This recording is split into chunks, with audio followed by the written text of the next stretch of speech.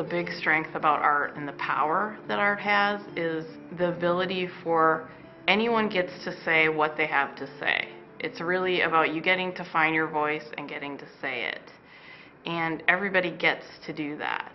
It's almost a right everybody has. A lot of artwork is just about the way people respond to things.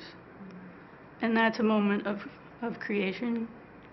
When we imagine things as being different than they are, that's a moment of creation.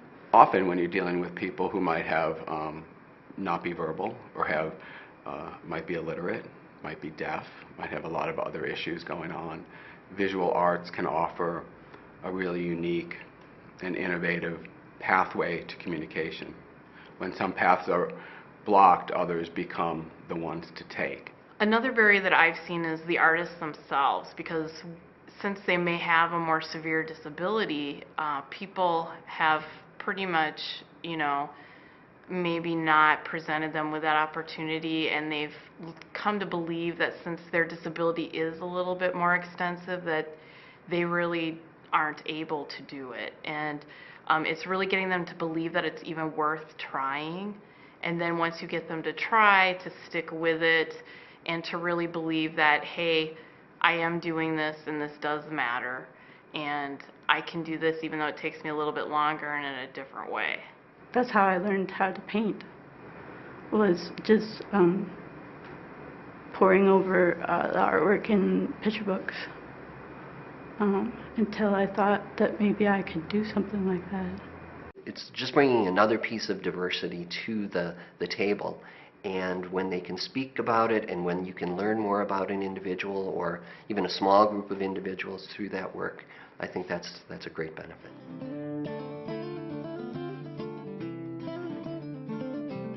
I use the word radical in terms of what creative growth does or did initially, in terms of something that is so common sense to me, which is valuing people as human beings and as people who could be artistic and develop aesthetically. Is that radical inclusion?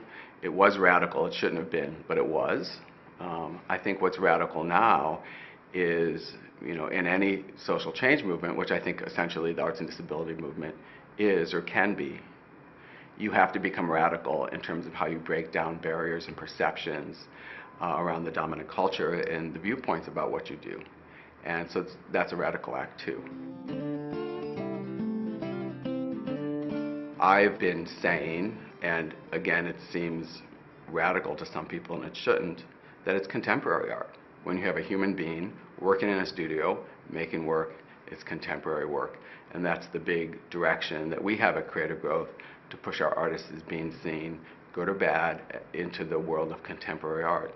And some have been accepted into that world. Some haven't been, some never will be, some will be in the future.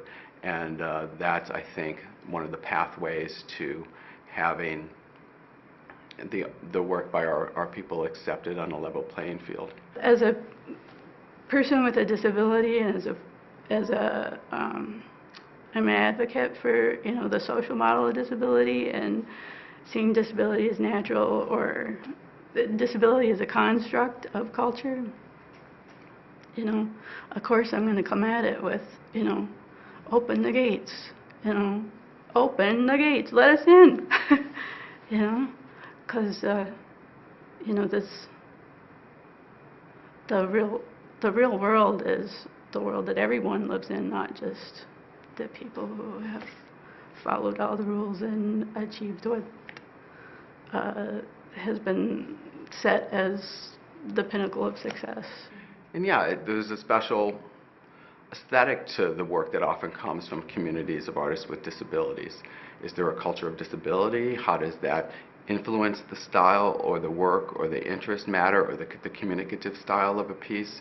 That's all really valuable, and we don't dismiss that. And I don't want our work to look like the work of the art school down the street, because we do value what our people bring to their work that's unique, but they're contemporary art makers, and to call them anything less, I don't think is a service to them as human beings. I used to get that message a lot. It's like, what you do, Bridget, isn't art. you're not an artist. You're not going to make it as an artist. So, in other words, you can't participate in this world that we've created and that we think is special. Some of the people that I've worked with that have disabilities, they've gone their whole lives and haven't felt like they've found a voice or a way to really, really get to do it uninhibited and to really get that choice and that right. If people leave here thinking that they have it all taken care of now in their mind as to who a disabled person is as an artist, they're going to be wrong. Because with every new person that presents to us, they're presenting a new issue. They're presenting a new reason for being out in the arts. They're presenting a new barrier that they've found that is in front of them. And so we can never have enough of these conversations. There is an emerging community of artists with disabilities, and we don't have to just keep saying with disabilities. It's artists, and that was so energizing.